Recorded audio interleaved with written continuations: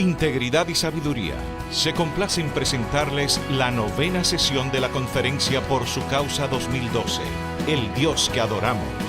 En esta ocasión, con el pastor Miguel Núñez y la charla Solo a Dios sea la gloria. Sean todos bienvenidos. Bueno, el tema que tengo por delante es Solo a Dios la gloria.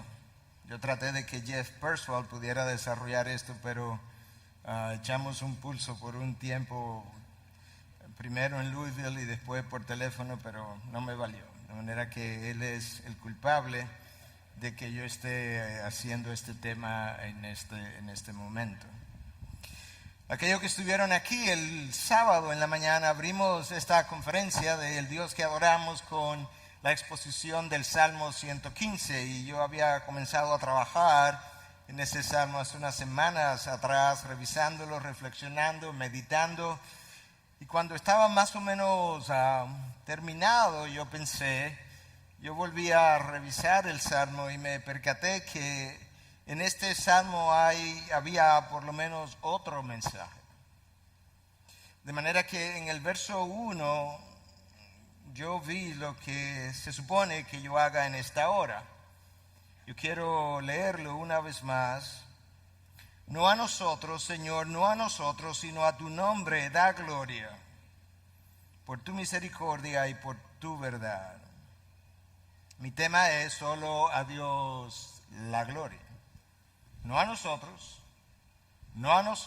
sino a tu nombre da gloria. Me puse a trabajar en ese tema para poder exponer en esta segunda parte, y cuando terminé me percaté que todavía en ese versículo 1 hay otro sermón escondido. Porque cuando vemos el versículo nosotros pudiéramos hablar un poco acerca de por qué no a nosotros, por qué solamente a Dios, qué significa esto de la gloria de Dios, qué implicaciones prácticas tiene eso para nuestras vidas.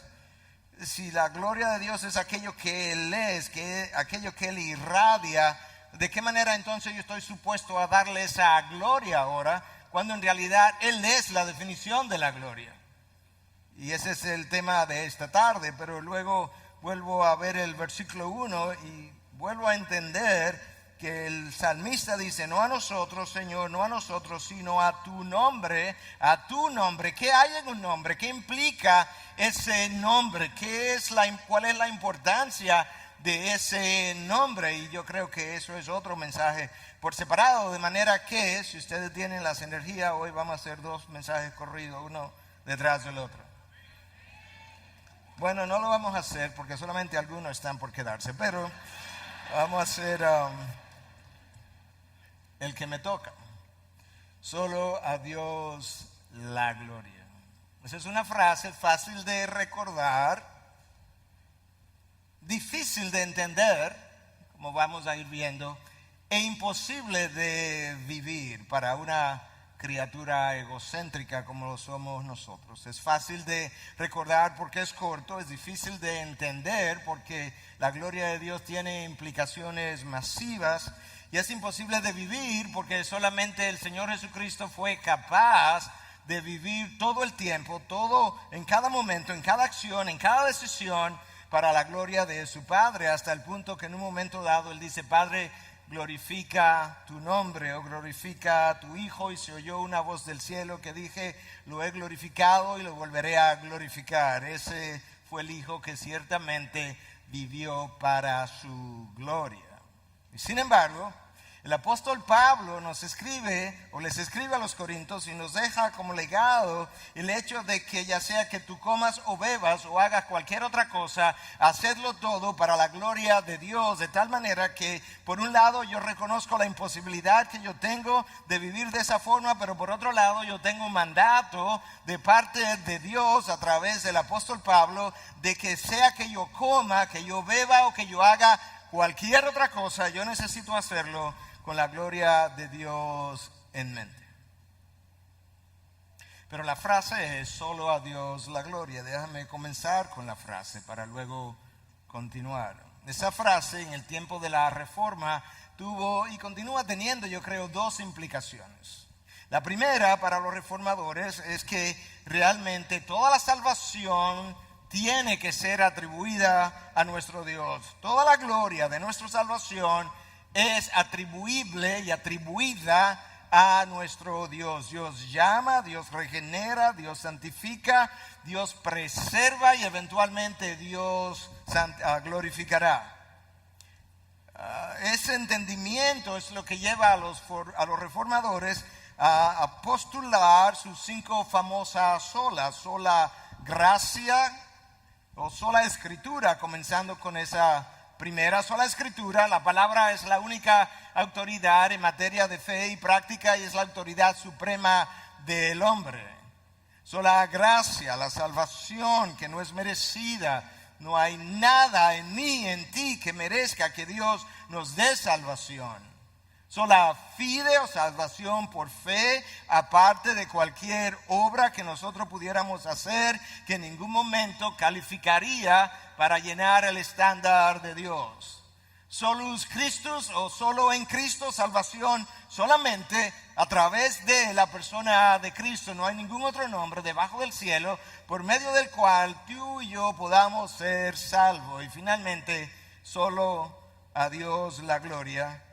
En otras palabras, cuando todo sea dicho y hecho, solamente Dios puede llevarse la gloria. Y muchos han dicho con toda propiedad que esta última sola resume las otras 4 o las primeras 4. Michael Horton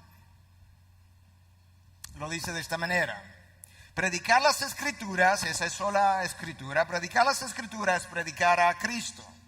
Predicar a Cristo es predicar la cruz. Predicar la cruz es predicar la gracia. Predicar la gracia es predicar la justificación por fe solamente. Y predicar la justificación es atribuir toda la salvación a la gloria de Dios y responder a esas buenas nuevas en obediencia agradecida a través de la vocación nuestra en el mundo. Michael Horton resumió en ese párrafo cómo las 5 solas o las 4 solas primeras concluyen en la última de solo a Dios la gloria. Pero yo quiero que tú prestes atención a la manera como él concluye en ese párrafo, porque él dice que una vez tú entiendes que a Dios solamente, o Dios solamente merece la gloria, que tú y yo debemos responder a esas buenas nuevas con una obediencia agradecida a través de la vocación nuestra en el mundo. No importa si tú eres un ministro de la palabra o si tú eres un trabajador, un ingeniero, un economista en el mundo secular. Se supone que una vez tú entiendes las buenas nuevas de Jesucristo, tú también debieras responder en obediencia agradecida, no solamente cuando un ministro de la palabra hace esto que yo estoy haciendo ahora, pero también cuando alguien que no es ministro de la palabra, que no es pastor, que no es misionero, cuando él se va a trabajar en el mundo, se supone que él debe estar trabajando en esa sociedad secular, teniendo en mente única y exclusivamente la gloria de Dios. La pregunta que tú y yo tenemos que comenzarnos a hacer es si ciertamente es de esa manera que tú y yo vivimos.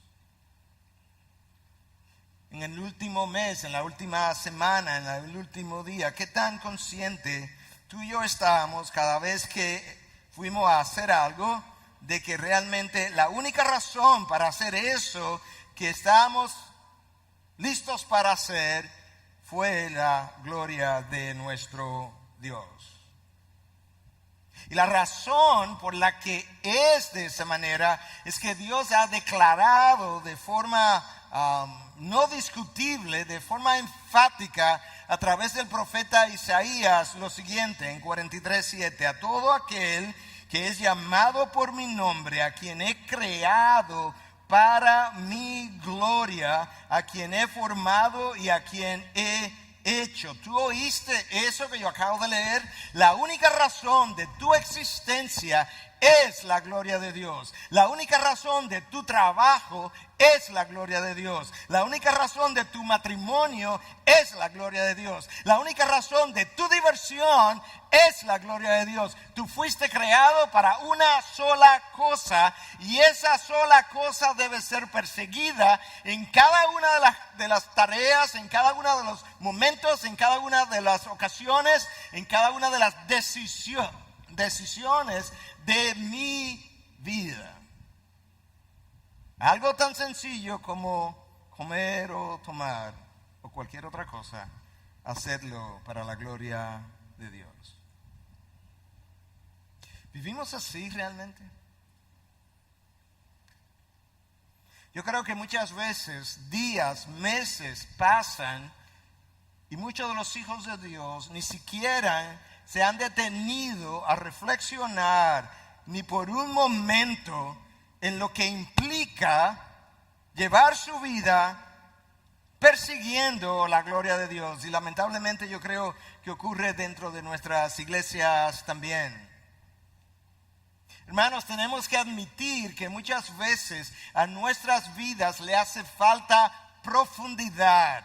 Y la profundidad que le hace falta es porque estamos viviendo conforme a agendas, a proyectos, a ideas nuestras, a propósitos humanos, terrenales, que jamás han de saciar el alma humana. Y no hemos tomado tiempo para reflexionar que en realidad Dios ha declarado que Él me creó y luego de ser creado me llamó con un solo propósito y es la gloria de su nombre.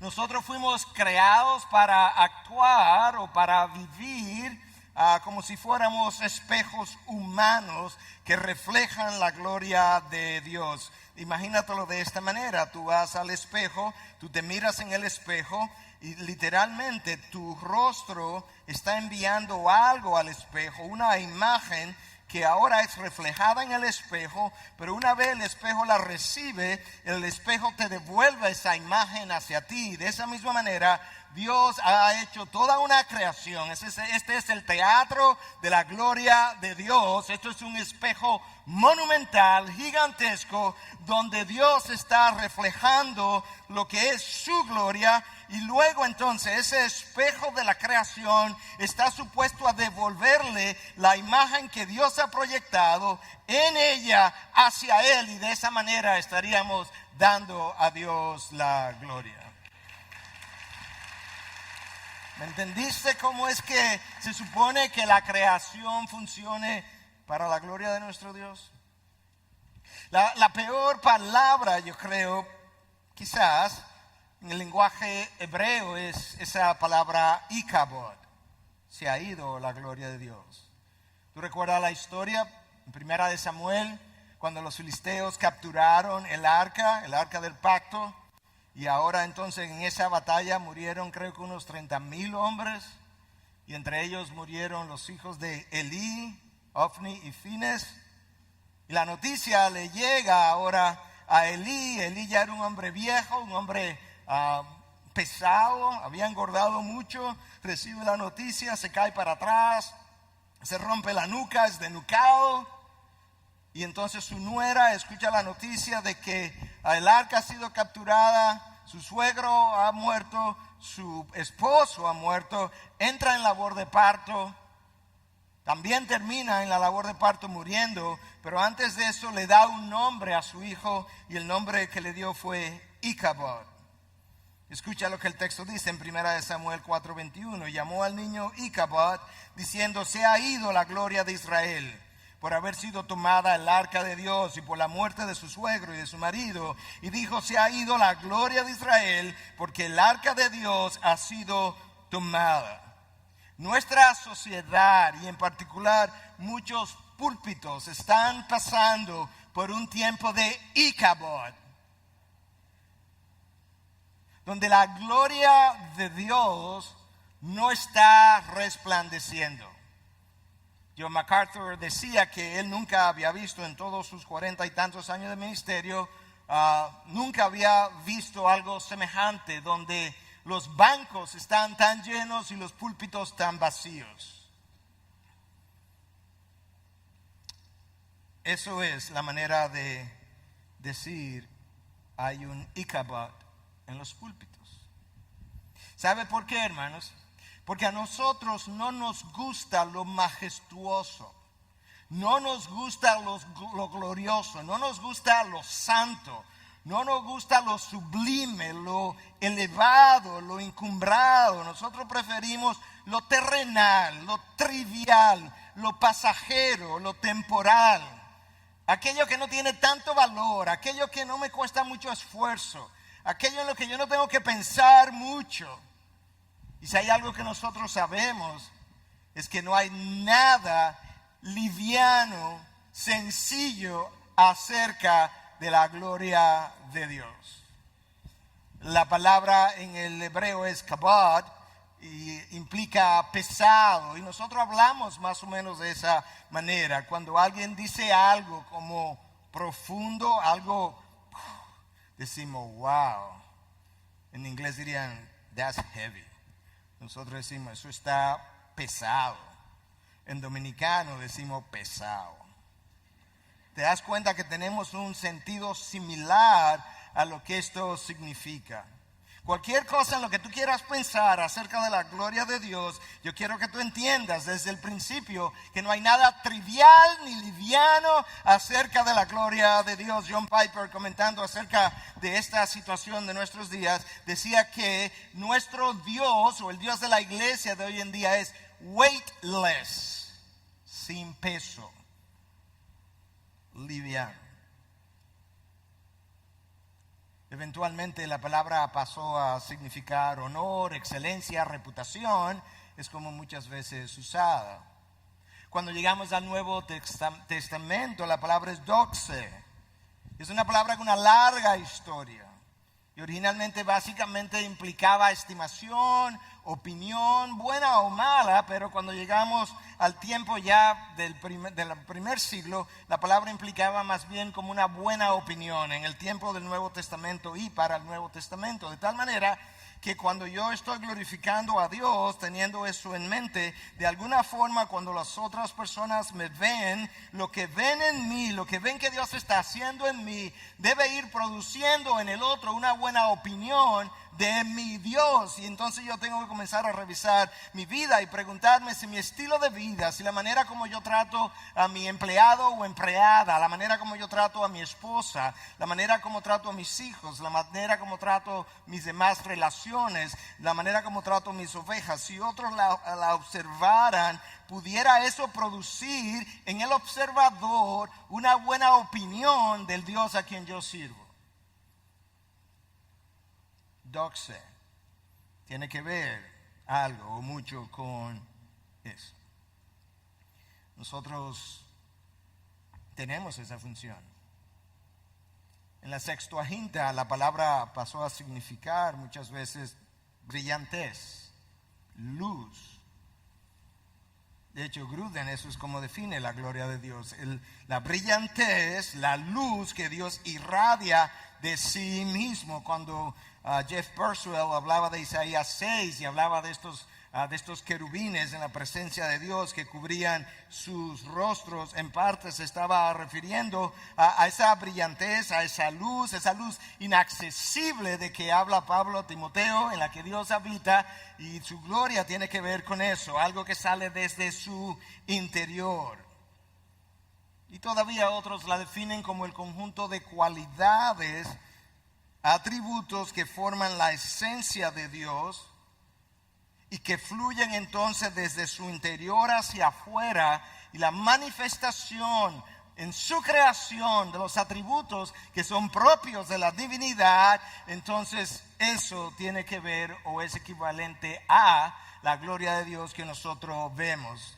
El Salmo 19 dice que el firmamento proclama, declara la gloria de Dios. Sin hablar, el firmamento nos hace decir, wow, aquí hay sabiduría, aquí hay poder. Esto es majestuoso, esto es extraordinario. Nos hace pensar incluso en la infinitud de Dios, porque el firmamento es no infinito, pero continúa en expansión como si nunca fuera a terminar.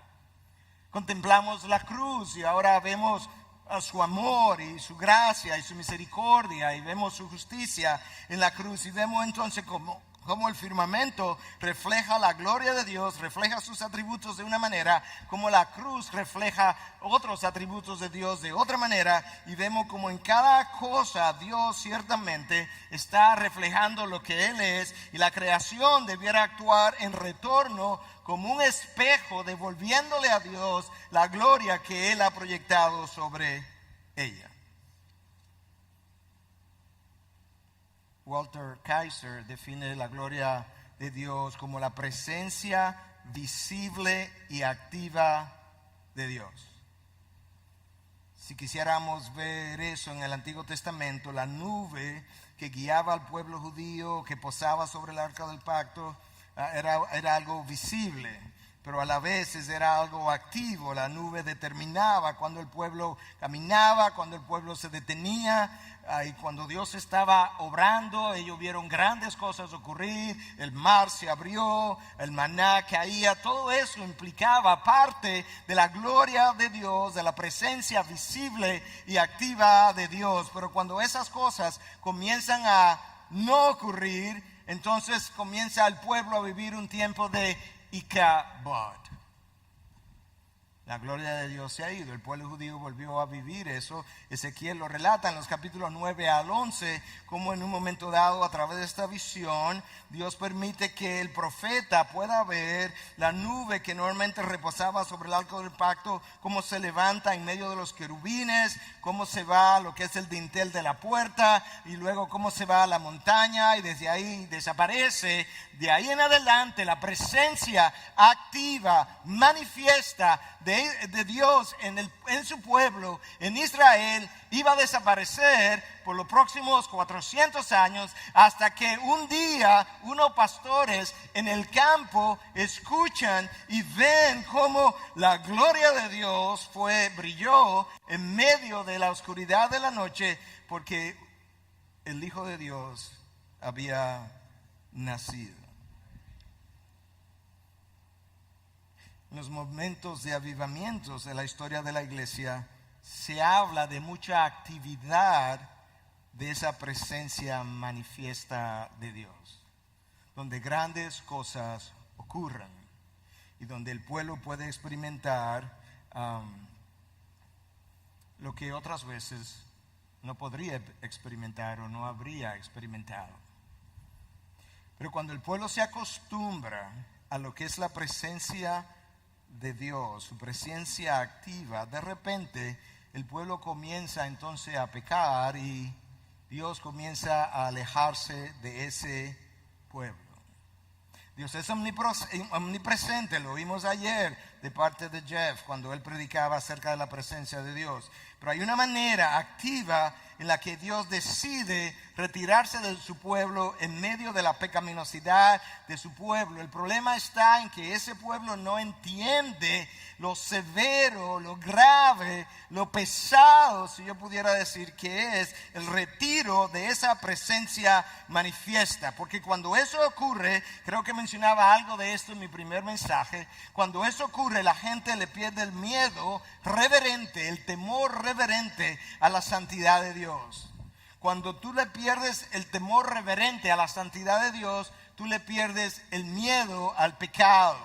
Cuando tú le pierdes el miedo al pecado, tú comienzas a alejarte aún más de ese Dios. Pero nuestras iglesias están tan organizadas, sobre todo en este mundo occidental. Las iglesias funcionan tan bien y las cosas se dan tan rítmicamente, que resulta que de repente Dios no está manifestándose entre nosotros, pero nuestras actividades continúan, y la continuación de nuestras actividades en los tiempos programados nos convencen de que Dios no ha retirado su presencia manifiesta, y lo peor entonces está por venir. Y es que ese pueblo vive contento sin la presencia manifiesta de Dios. el pueblo de Dios, sin su presencia manifiesta, ha aprendido a vivir contento consigo mismo. Y yo no sé, hermanos, si hay nada más terrible que eso. Yo no sé si hay nada más terrible que ser parte del pueblo de Dios y vivir un momento en el que yo no reconozca el Ichabod de mi congregación o de mi vida.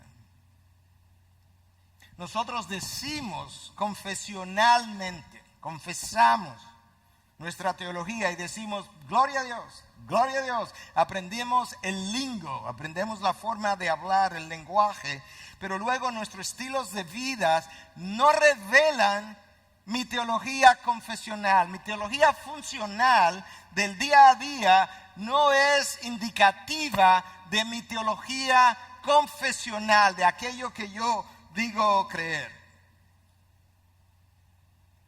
John Piper nos ayuda a pensar a través de todo esto y nos dice que tú y yo necesitamos cultivar la mentalidad de los exiliados. Somos ciudadanos de otra ciudad, de otra nación, de otro reino y necesitamos cultivar otra mentalidad, la mentalidad de los exiliados. Escucha lo que él dice. Esto nos hace sobrios, no triviales, y nos despierta para que no vayamos a la deriva con el mundo y para que no demos por sentado que la manera en que el mundo piensa y actúa es la mejor. Piper agrega y dice, no asumimos que lo que aparece en la televisión beneficia al alma. No asumimos que las prioridades de los anunciantes ayudan al alma. No asumimos que las estrategias y valores de los negocios y la industria ayudan al alma. No asumimos que nada de esto pueda glorificar a Dios. Nos detenemos, pensamos y consultamos a la sabiduría de nuestra propia nación, que es el cielo. Y no asumimos que la sabiduría convencional de estos tiempos viene de Dios. Nosotros orientamos nuestro rumbo por la palabra de Dios. Cuando uno se visualiza como un extranjero y exiliado con su ciudadanía en los cielos, y cuando uno ve a Dios como su único soberano, uno no se va a la deriva juntos con las corrientes de nuestros días. Usted medita sobre lo que es bueno para el alma y lo que honra a Dios en todo, ya sea comida, carro, videos, trajes de baños, control de natalidad, límites de velocidad, hora de acostarse, ahorros financieros, la educación de los hijos, las personas que aún no han sido tocadas por el evangelio, las hambrunas, los campamentos de refugiados, los deportes y todo lo demás. Los extranjeros toman su dirección de Dios y no del mundo.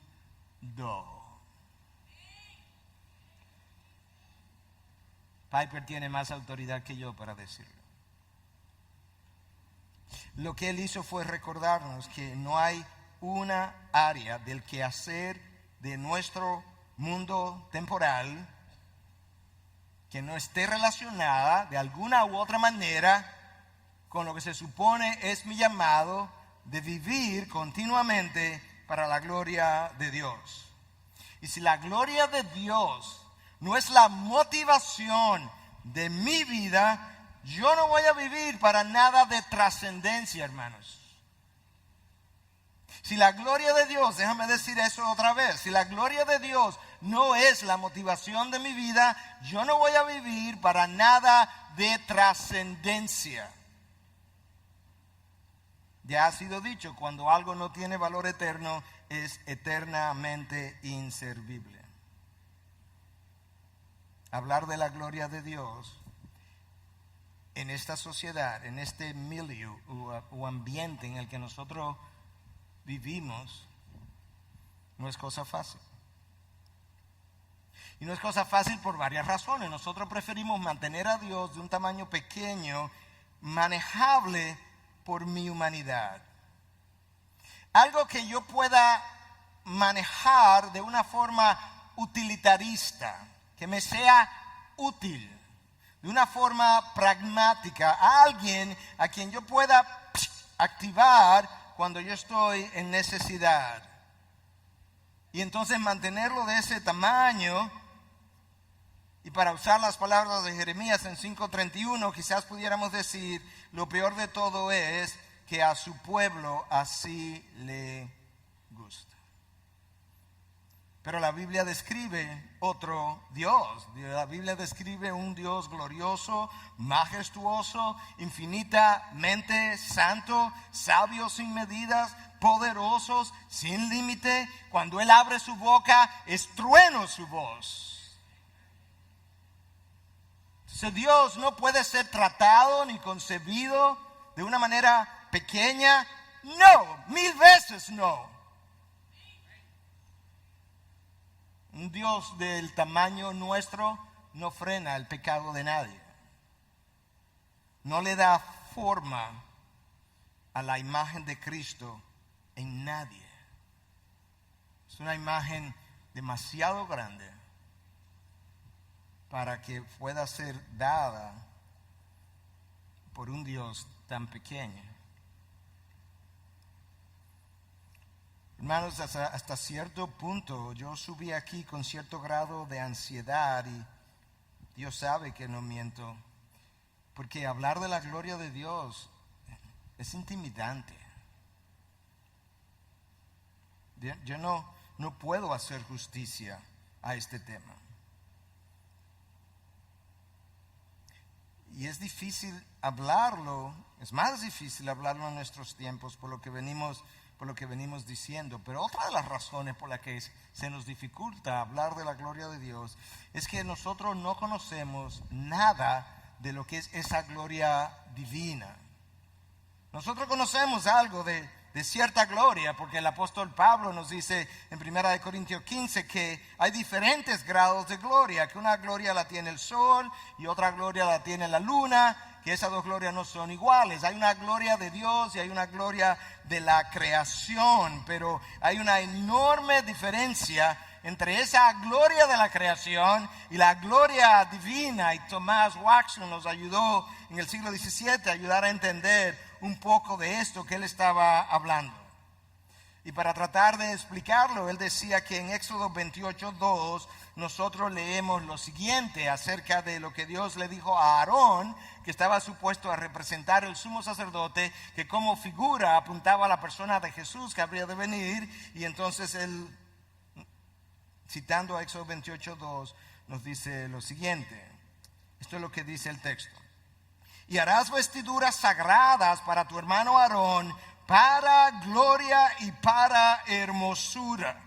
Dios, gloria y hermosura están íntimamente conectadas. Harás ese tipo de vestimenta para gloria y para hermosura. Ahora Watson dice que cuando Aarón terminaba de hacer su función, él iba y se quitaba todas estas vestiduras de gloria y volvía a ser el Aarón común y corriente, pero que esa no es la gloria divina de la que la Biblia nos habla, porque la gloria divina es algo que Dios es, que Él es todo el tiempo y que Él está incapacitado, si pudiéramos decir, para quitársela, pero porque quitarse la gloria de encima de su ser sería dejar de ser Dios, porque gloria es lo que Dios es.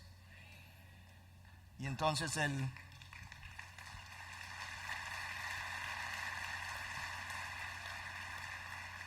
puritano agregaba y decía: Dios puede darnos lluvia, puede darnos sol, alimento, salud, y puede darnos las cosas, todas las cosas. Incluso nos dio a su Hijo. Pero hay algo que Él no puede darnos, y es su gloria. ¿Y dónde Él apoyaba tal pensamiento? Isaías 48:11. Mi gloria no la daré a otro. Mi gloria, lo que yo soy, la gloria divina que yo reflejo en la creación, que la creación no tiene porque es simplemente un espejo de lo que yo soy, esa gloria yo no la puedo dar a nadie. A nadie voy a dar mi poder, mi omnisciencia, mi sabiduría infinita, mi santidad infinita. Nosotros podemos conocer algo de la inteligencia porque alguna inteligencia tenemos que tener. Nosotros podemos conocer algo de los deseos de la carne porque muchos deseos de la carne que tenemos. Lo que yo no entiendo bien es esto de la gloria divina. Y lamentablemente, como no lo entiendo, esa ignorancia o incapacidad para entender todo eso que Dios es en sí mismo me lleva a comportarme como este pajarito en esta mata de palma, un pájaro carpintero, un woodpecker. Algunos de ustedes probablemente habrán oído la ilustración, pero este woodpecker o pájaro carpintero está en su mata de palma, y de repente hay un rayo que le da a la mata de palma, ¡boom! Y tumba la mata, y él sale volando y mira la mata en el suelo y dice, ¡wow! Mira lo que yo hice.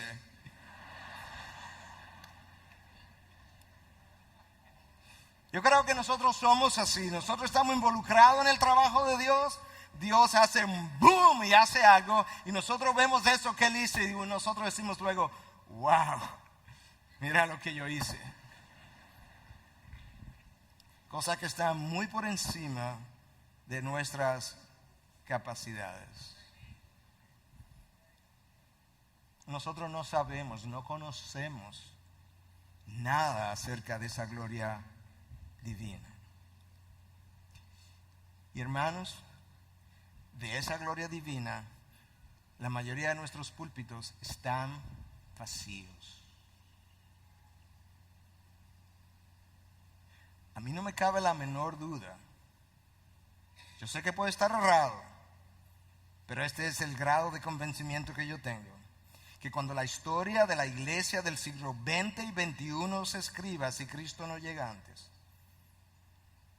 el pecado número 1 de la iglesia de nuestros días es la trivialización del Dios que adoramos. Es la trivialización del Dios creador. Y un Dios trivial no despierta en sus adoradores una adoración gloriosa. Es imposible que esas dos cosas puedan estar conectadas. Bob Kauflin nos habló de cómo la adoración se supone que debe ser una respuesta natural a la revelación que Dios ha hecho de sí mismo. Pero si la revelación que Dios ha hecho de sí mismo es reducida hasta el punto que me está presentando a un Dios trivial, de esa misma manera será la respuesta natural que el adorador dará con una taza de café en la mano, como hablaba nuestro hermano Bob.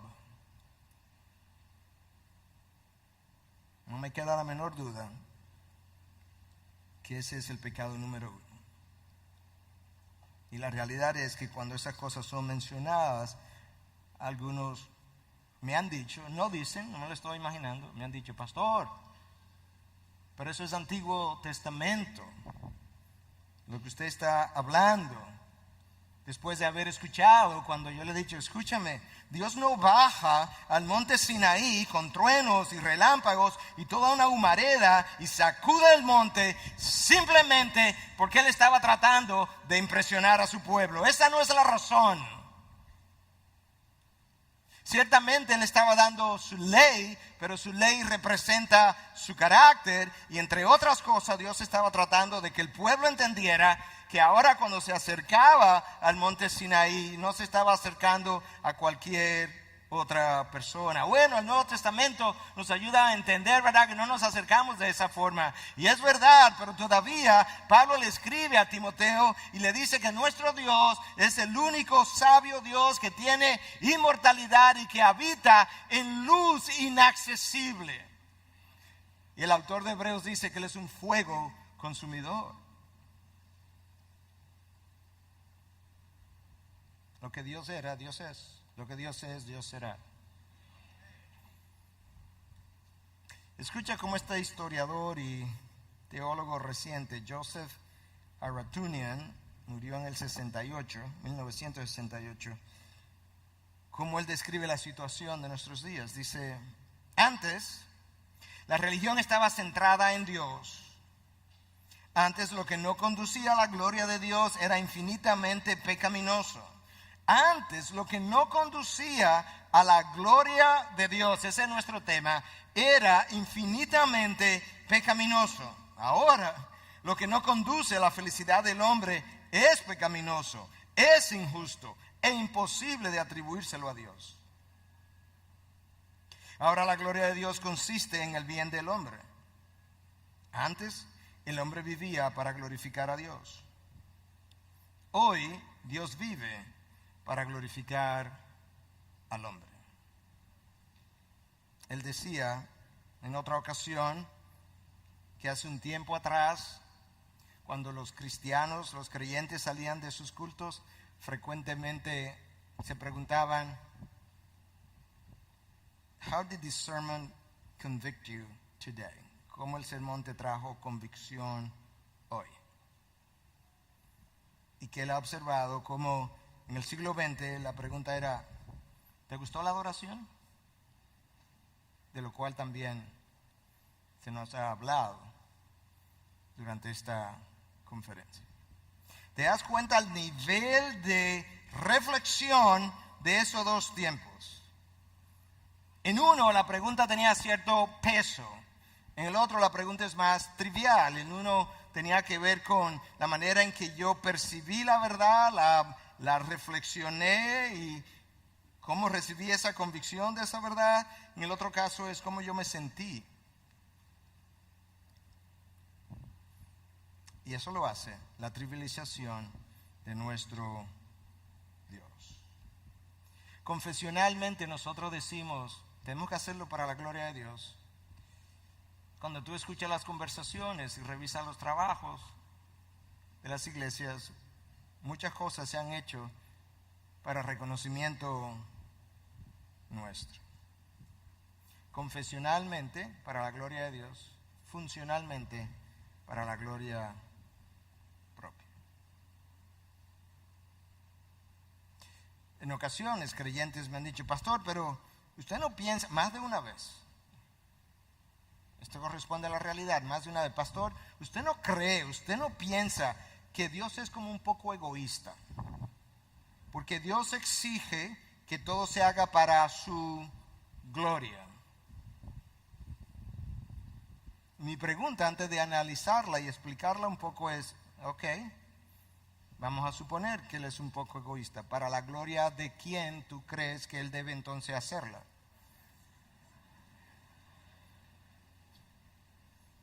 Hermanos, si yo me paro aquí en este momento y digo, yo soy el mejor pastor del mundo, usted sabe dos cosas acerca de mí. Primero, que yo soy un gran mentiroso. Y segundo, que yo soy un gran orgulloso. Pero cuando Dios baje y diga, yo soy el ser más glorioso de todo el universo, ¿tú sabes por qué no es egoísta en parte, para comenzar? Porque es verdad. ¿Tú quieres que Él mienta? Es verdad. Él es el ser más glorioso, más poderoso, de más gloria, de más implicaciones, de más poder. ¿Qué tú quieres que Él haga? Que te mientas y diga, no hay otro ser más glorioso que yo. Dejaría de ser Dios. A nosotros no nos gusta la idea de que Dios insista en que todo hay que hacerlo para su gloria, porque pensamos que Dios es como nosotros. Cuando alguien quiere como llevarse la gloria, alguien quiere llevarse todo el crédito, nosotros nos molestamos. Nuestra naturaleza carnal responde. Y lo primero que pensamos, no, es lo que quiere es ser centro de atención. Y nos molesta, ¿y cuál es el problema? No, que él siempre quiere estar llamando la atención. Bueno, Dios no tiene ese problema. Dios nunca ha tenido el problema de querer ser centro de atención. Él es el centro de atención. Él es la periferia de la atención. Y Él es todo lo que existe entre la periferia y la otra periferia. Él no tiene que desear ser el centro. Él es. Tú quieres desear el centro cuando tú no lo tienes y tú no lo eres. Hermanos, cuando el sol se levanta en la mañana sin hablar, tan pronto aparecen sus rayos, él dice, gloria a Dios.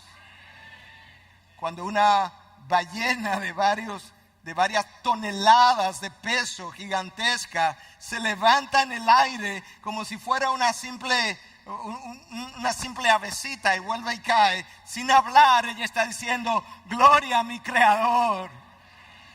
Toda la creación da gloria a nuestro Dios, excepto el hombre rebelde. Hermanos, el universo es porque Dios es. Dios es el único ser necesario en toda la creación. Él tiene el poder de existencia, the power of being, el poder de toda existencia en el universo radica en Dios. Si Dios deja de ser, todo el universo dejaría de ser. En Él nos movemos, en Él vivimos, nos movemos y existimos. Dios comenzó la historia, Él terminará la historia. La historia apunta hacia la gloria de Dios.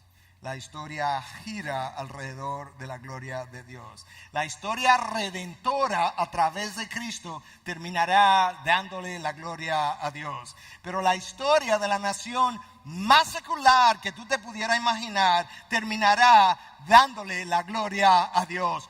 Toda la historia se mueve en la dirección de la gloria de nuestro Dios. Los redimidos glorificarán la gracia de Dios. Y los condenados, lamentablemente, para ellos,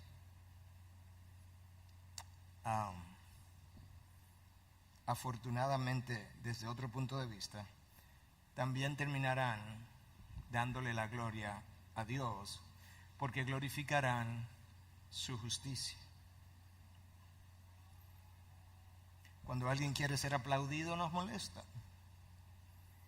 porque cuando alguien es aplaudido, eso implica que yo no estoy siendo aplaudido, y eso como que nos molesta, no nos gusta reconocer a ese otro. Dios no tiene ese problema, porque después que nosotros terminemos de aplaudir a Dios, Dios mira para abajo y dice, se han quedado cortos de mi gloria.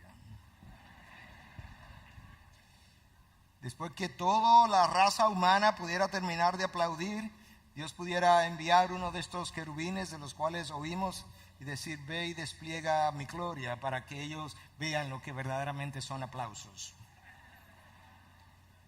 Y hacerlo gloriosamente. Dios no está buscando eso. Dios no está más feliz después que yo termino de adorarlo. Dios es perfecto en sí mismo. Pero Dios tiene complacencia en nosotros. Sin lugar a duda. CJ nos ayudó a entender eso, cómo Dios se complace en esa morada que Él tiene cercana con su Hijo, cómo Él se complace con ese Hijo en esos momentos de dificultad. Cuando alguien no me toma en cuenta, muchas veces yo me siento mal porque el otro no me tomó en cuenta, pero en realidad lo que estoy sintiendo es que me siento inferior porque a otros sí lo tomaron en cuenta y a mí no. Bueno, cuando la creación toma en cuenta a Dios y yo me siento inferior, yo no debo tener ese problema, porque no es que yo me siento inferior, es que yo soy inferior a Dios. No es simplemente que me siento, es que soy. En otras ocasiones, cuando alguien quiere llevarse el crédito, llevarse la gloria, nosotros lo vemos y decimos, yo puedo hacerlo mejor. Pero yo no puedo decir eso cuando tiene que ver con Dios. ¿Cómo yo voy a decir, ver lo que Dios hace y decir, yo puedo hacerlo mejor? ¿Te das cuenta cómo el pensamiento aún lógico nos va llevando a la idea de que ciertamente todo tiene que ser hecho para la gloria de nuestro Dios? El crédito, al fin de cuentas, tiene que ser de nuestro Dios, porque Él ha puesto tanto el querer como el hacer. Él ha puesto los dones y los talentos. Él ha creado las oportunidades. Él ha abierto las puertas. Él ha creado la conexión. Él está entretejiendo todo lo que es ese lienzo hermoso, ¿verdad?, del cual nosotros hemos hablado. Y como yo decía, no sé si fue el sábado, si fue a otro grupo de personas, ese lienzo entretejido con múltiples hilos, cuando tú te acercas, tú tienes que verte como uno de esos hilos en el lienzo, nada más. Pero cuando te retiras, tú ves tantos hilos entretejidos, que son vidas entretejidas, que Dios estaba llevando a cabo para la manifestación de su gloria. No podemos acusar a Dios de egoísta cuando Él nos ha dado la vida. Él sostiene mi vida, Él preserva mi vida. No podemos acusar a Dios de egoísta cuando yo, siendo su enemigo, Él dio a su Hijo para que nosotros llegáramos a ser hijos, para convertir rebeldes en adoradores. No podemos acusar a Dios de egoísta cuando Él le quitó la vida a su Hijo para darnos vida. No podemos acusar a Dios de egoísta cuando Él visitó su ira sobre la espalda de sus hijos. La primera noche concluimos viendo a Dios haciendo eso, aplastando, quebrantando a su Hijo en la cruz. No podemos acusar a Dios de egoísta cuando Él aplicó la justicia a su Hijo para aplicarnos la misericordia a nosotros. ¿Cómo se nos ocurre tener pensamientos tan carnales, tan pecaminosos acerca de nuestro Dios? El salmista está consciente de eso. El salmista tenía quizás menos entendimiento teológico que muchos de nosotros que hemos leído por 2000 años ahora las obras de tantos hombres. Y hemos leído teología sistemática y teología bíblica, y ellos no tuvieron esas oportunidades. Y con menos entendimiento que nosotros, el salmista entiende cosas que muchos no entienden. Y él exclama: no a nosotros, Señor, no a nosotros, sino a tu nombre da gloria. El apóstol Pablo estaba consciente de eso cuando él escribió en Romanos: porque de Él, por Él y para Él son todas las cosas. Y ahora yo no lo tengo claro por qué debiéramos dar gloria a Dios solamente. Nada me va a convencer. Todo es de Él. Él es el propietario. Él tiene la patente del universo. Escucha cómo David lo entendió en el Salmo 24:1. Del Señor es la tierra y todo lo que hay en ella, el mundo y los que en él habitan. Él tiene el derecho, Él tiene la propiedad, de Él es la patente. Todo es de Él, todo es por Él. No hay nada hecho que no haya sido hecho por Él. Y eso es afirmado en Juan 1, es afirmado en Colosenses 1:16, es afirmado en Hebreos 1:3, Colosenses 1:17, perdón. Cada uno de esos textos afirman que todo fue hecho por Él. Y luego el texto anterior, Colosenses 1:16, me dice que el Padre ha revelado que todo fue hecho no solamente por Él, todo fue hecho no solamente a través de Él, sino que todo fue hecho para Él. Hermanos, si todo es de Él, si todo es por Él, si todo es para Él, no es fácil y lógico concluir que entonces toda la gloria debe ser atribuida a Él. ¿A quién más se la vamos a atribuir? Mi función es reflejarla, proclamarla, regocijarme en ella. Esa es mi función, porque para eso yo fui creado. Ahora escúchame algo más. La gloria de Dios es el agente unificador de la iglesia. La gloria de Dios es el agente unificador de la iglesia. Cuando la gloria de Dios deja de ser el norte hacia el cual nosotros marchamos. Nosotros primero nos alejamos de Dios, luego nos alejamos unos de otros, luego nos dispersamos y finalmente perdemos el rumbo.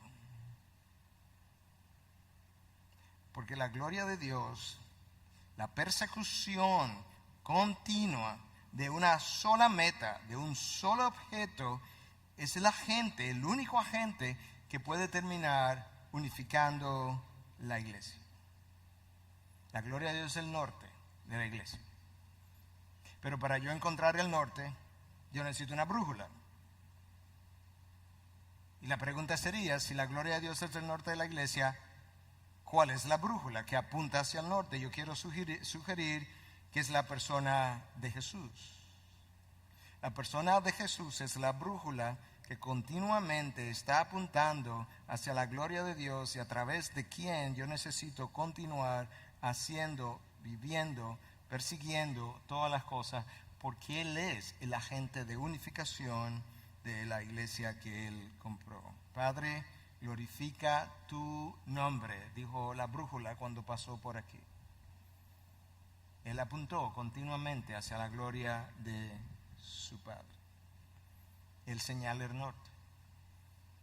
Y en cierta medida, entonces, ahora Dios nos ha dado algo que puede servir de agente de unificación para el pueblo sobre el cual es invocado su nombre a la hora que Él lo llame a la batalla, de una manera unida. Déjame ir cerrando y déjame darte esta ilustración. En julio del año 2010, la Universidad de Sheffield, el Departamento de Física y Astronomía, anunciaron que habían descubierto la estrella más brillante que se ha encontrado en el universo. La más brillante. La masa, sin embargo, con relación al Sol, solamente era 265 veces mayor. Su brillo era desproporcionalmente mayor que la masa, debido a que la masa de esta estrella tan brillante es tan y tan densa que solamente es 265 veces mayor, pero con una brillantez de proporcionalmente mucho mayor. La estrella eventualmente fue denominada R136A1 y resulta que no es solamente 2 veces más brillante que el Sol, no es 10 veces más brillante, ni 100 veces más brillante, ni 1000 veces más brillante, ni 1.000.000 de veces más brillante, sino 10 millones de veces más brillante que el Sol, con apenas una masa de 265 veces su tamaño. Y usted podrá decir que tiene todo eso que ver con Cristo y su gloria. Bueno, recuerda, la brillantez de este astro tiene que ver con su masa, con su peso. 10 millones de veces más brillante que nuestro Sol. Me duele la retina, como decía alguien, ya solamente de pensar en eso. Eventualmente esa estrella será nombrada. Y alguien, haciendo referencia a esta ilustración, decía: yo tengo una sugerencia. Yo sugiero que esta estrella sea llamada la estrella Jesús, ya que entre los que han dado testimonio de la gloria de Dios, ninguno ha brillado más brillante que Él. Y su brillantez tiene que ver con el peso de la gloria de Dios en la persona de Jesús.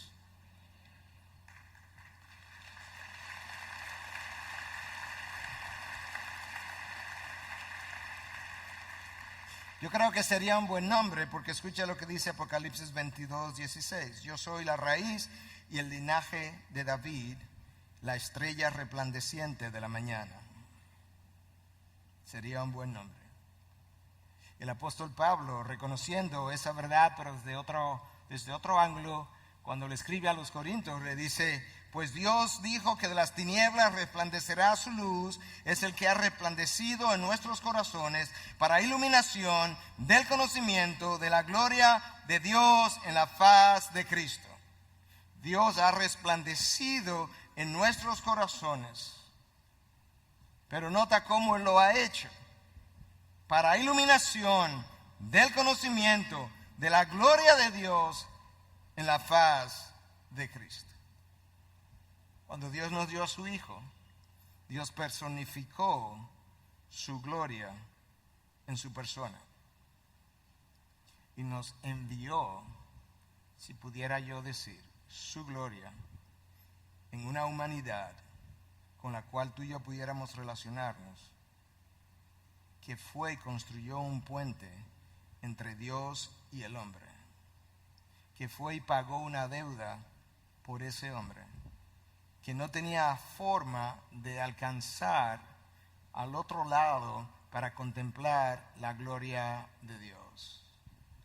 Y a través de la persona de Jesús, entonces, Dios nos ha permitido poder ser redimidos, pasar de esclavos a libres, pasar de rebeldes a adoradores, para que en algún momento alrededor del trono nosotros podamos reunirnos y estar en presencia de la más hermosa y gloriosa iluminación que jamás se pueda concebir, no proveniente del sol o de ningún astro creado, sino proveniente del mismo Hijo de Dios, porque Él será su luz.